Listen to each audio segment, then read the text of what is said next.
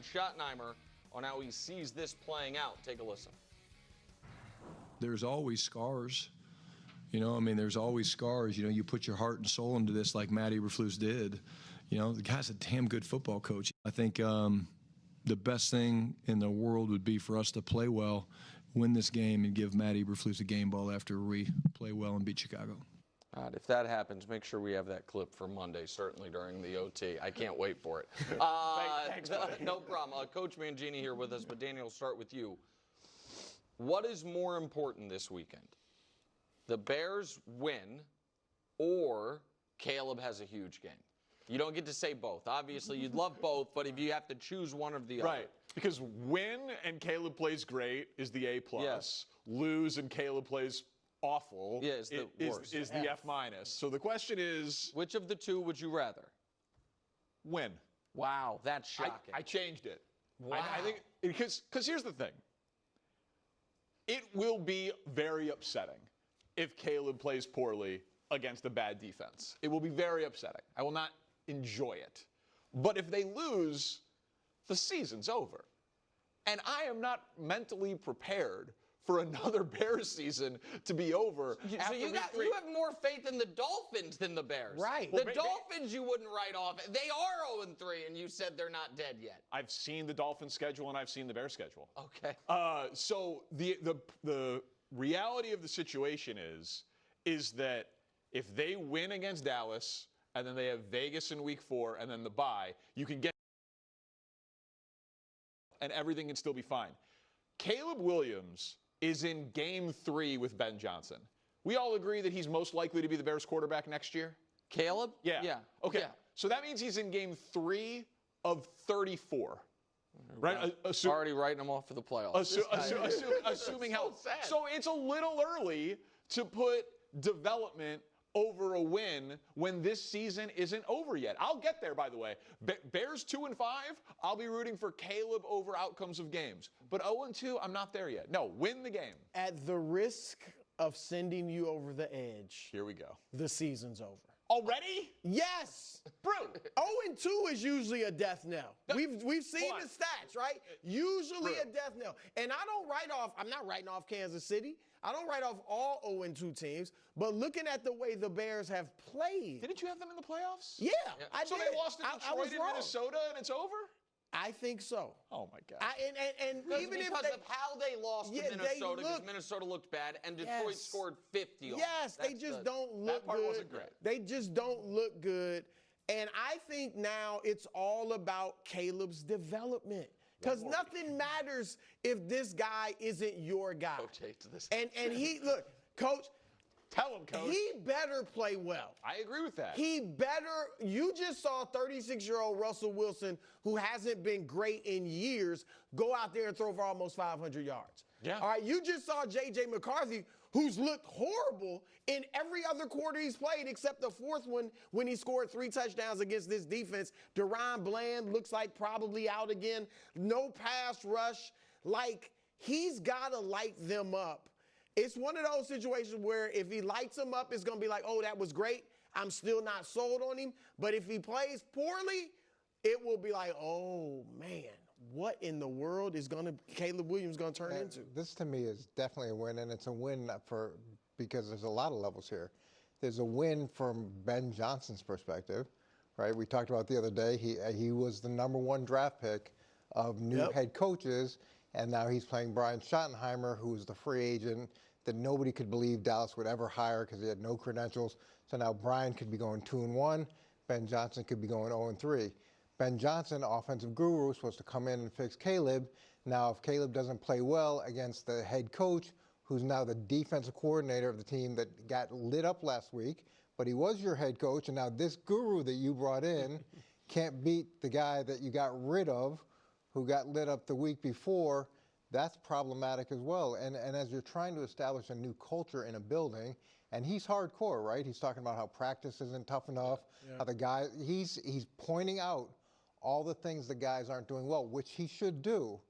But if they don't start winning, his credibility slowly gets eroded in that locker room. And it's early for that, but it's still, guys want to see why you were brought in to be the head coach? What do you need to validate yourself there? And so that's through Caleb playing well. That's through them seeing the fruits of their labor. And the other thing is the defense is playing so poorly right now. He's got to get that fixed too. He's the head coach of the whole team. And that quickly, see, if this was Carolina, I'd be with you guys.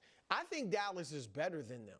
Would you like Dallas has looked better? I know they're Yeah, well, no, I mean they're road favorites. You lose to a pretty good team that might have a chance for the playoffs. I think that's different. All right, so I want to agree with Danny for two reasons. One is here are the winless teams in the NFC right now: Carolina, New Orleans, and the Giants.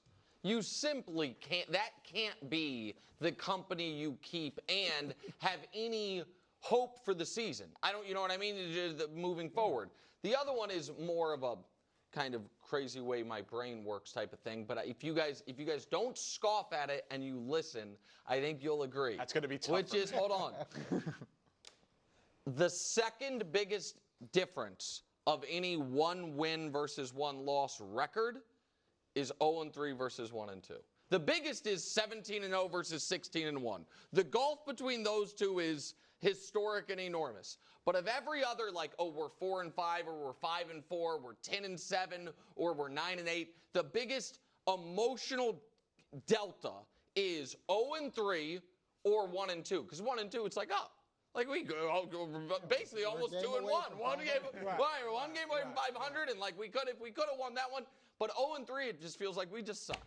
You know what I mean? We're just awful. Which is why I'm going to cheat on my answer. Oh. The answer is both have to happen. Both have to happen. I didn't know that was allowed. That wasn't on the board. Because here's the thing. Because it for the Bears, it's not just a math problem. It's a vibe and psychology problem. If they are going to pull themselves if they're going to get to 2-2 before the bye, obviously they have to win, but they also have to feel good about where they're going. And they have to, for the first time since Caleb missed those nets in training camp, quiet everything down. You know what I mean? There's been so much the defense allowed 50 points, and we spent the week talking about Caleb. Yeah. Well, you know what I mean? That article came out the eve of the season. Spent the week talking about Caleb. So if they win 9-6, the noise will, you know what I mean, still be massive. And if they lose and Caleb plays great, the noise will be, we're the Panthers. We suck. And so I think But we got our quarterback. Right. Where I agree with you is this, just real quick. Yeah. I don't really see any way they win without Caleb playing well. That's the game script here. Yeah, and Dak's going to the Bears secondary is a bunch of practice squad guys, frankly. Kyler Gordon's out, Jalen Johnson's out. It's not – CeeDee Lamb is going to torch them. Dak will torch them. They can win a shootout, though, if Caleb plays well. All right, heading to Philly. Eagles hosting the Rams Sunday. What a Fox doubleheader. That's right. Eagles, Rams, the early game, and then Cowboys, Bears, the late game. Tush push, full display. The NFL sent out the code red to the refs. Hey, guys, crazy thing, NFL officials. How about we call this play correctly? Brew. That was I'm paraphrasing the league memo, but that's what it was.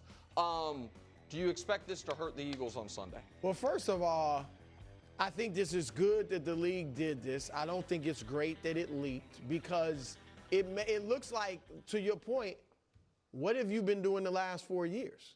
And I haven't looked at every tush push the Eagles have done over these 4 years, but my assumption is they haven't been doing this. But maybe they have, and the league's been letting it go. And for whatever it's worth, Brew, just so the audience knows, I should have said this.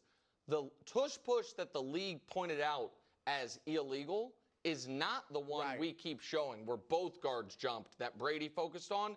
It was the one earlier in the game where just the one guard jumped. So even the more egregious one wasn't the one they were focusing on. But go ahead. But as far as affecting it, I don't think it'll negatively affect the Eagles because my assumption is that they've spent this week working on it as far as the league rules. And I think, Coach, they're going to come out and run it maybe better than ever. They want to show, this is not going to hinder us at all. They're motivated to do it, and so I don't think it's going to hinder them at all. How funny would it be if the first penalty they called was on the defense? Well, because there's been a lot of talk about the defense, They're trying to regulate both sides, right? And the defense is lining up offsides quite a bit. So that would be really interesting. And the ability to really control this or to get it exactly right, it's hard. It's hard to see the distinction. It's hard. We're talking about fractions of seconds with guys jumping off sides. So for them to change the outcome of a game or potentially change the outcome of a game by calling a penalty just because it's mandated, I don't know how many officials are going to really want to be the one that does that. And I also hope Philly hard counts a bunch out of it. Yeah. You know, they really sits hard on the cadence, try to get somebody to jump, and then Well, we're pushing, kind of keep pushing it to the other side. So listen, so both those things, the defense jumping off sides or Philly hard counting, very effective for the tush pushes from the middle of the field or in their own down in their own territory. The goal line tush pushes, that gains you nothing. You know what I mean? Yeah, and these so would have to be they third have to down, be like third and or one, fourth and ones you wouldn't normally go for. Right, not on the goal Right, line. and on the goal line, defenses could, do a version of the Frankie Louvu, which is, you know what I mean? We're Jump going to off take our 8 shot. 8 times. So, But then they might give you a touchdown. right, exactly. So, Danny, I think this absolutely will have a tangible impact on the game if they attempt to use the play. Because I do think Philadelphia is great at this play, better at this play than anyone else. I also think they are used to doing it the way they do it. And I think that there has been mission creep on what they have been able to get away with as far as where they're lined up, how quickly the guards fire, all of that. And I think now they're just used to it. And I think that it only takes one penalty to drastically impact their decision flow on the goal line. Because the other part of this, and what's so frustrating to me as a football fan about this play is, you have the best offensive line in football and Saquon Barkley. You could just run normal plays. Go ahead. Okay, so you and I have been mostly aligned on our disdain for the tush push. And I floated my theory the other day to Coach, and he absolutely hated it, which is basically that the Eagles should have voted against the tush push at the league meetings also, because the play is beneath them. They don't need it. And Coach, I did not. Okay, I know. Beneath them? I'll tell you what. It's a legal football. It's a dumb rugby play that is beneath them. But here's the thing. It does work. But I'm calling my shot on this graphic. Okay. The Eagles have had one of the best offensive lines in football for like the last decade. How about this? The Eagles on 3rd and 4th and short for the 4 seasons before the tush push, before we ever saw it, they converted 87.8% of their quarterback sneaks. And they attempted more QB sneaks on 3rd and 4th and short than any team in the league. In the 4 years since the tush push, 1% more, and they also are converting more tush pushes. With that offensive line and Jalen Hurts, they don't need it. So they might get a penalty called this week, and that will hurt them. But in the aggregate, if the play went away tomorrow, they would still be the best short yardage team in the NFL. If you were in the casino and you had 1% better odds on a bet, would you bet it? Of course, but that's course. not. But that's not the Danny. I know you said you're going to call your shot on the graphic. The problem is Josh won't allow the graphics to be naked of context. Put Danny's graphic up again, and I will explain to you why it's not a percentage issue. This is a Troy special. All right, Troy, sorry. So you're telling me in the 4 seasons, 2018 to 2021, they ran 41. That's 10 a year. They ran 7 on Sunday. What I do think is what we're seeing in those first 4 years is traditional sneak spots. And what the tush push has become is a